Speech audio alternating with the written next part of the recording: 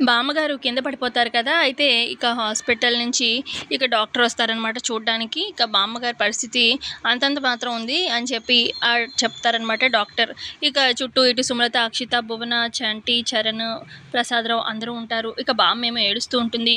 నాకు నా మనవరాలు కావాలి. ఇంట్లో ఉన్న వాళ్ళు ఒక్కళ్ళు కూడా పనికిరారు నన్ను చూసుకోవడానికి. నాకు పల్లవియే కావాలి అని చెప్పి అంటూ ఉంటుంది బామ్మ. ఇక అప్పుడు చరణ్, నేనే గెంటేశాను ఇప్పుడు పల్లవిని. ఇప్పుడు ఎలా తీసుకురావాలి?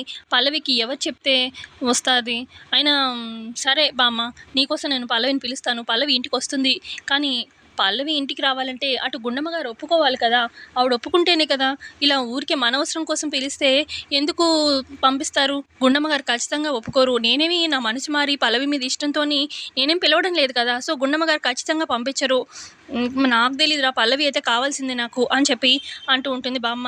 ఏం చేద్దాం ఇప్పుడు అని చెప్పి చరణ్ అంటూ ఉంటే అప్పుడు చంటి అంటాడు, పల్లవి వదిన అనుకుంటే ఎలాగైనా సరే, ఏ రూపంలో అయినా సరే, ఎలాగైనా సరే బామ్మ దగ్గరికి చేరుతుంది అని చెప్పి అంటూ ఉంటాడు చంటి.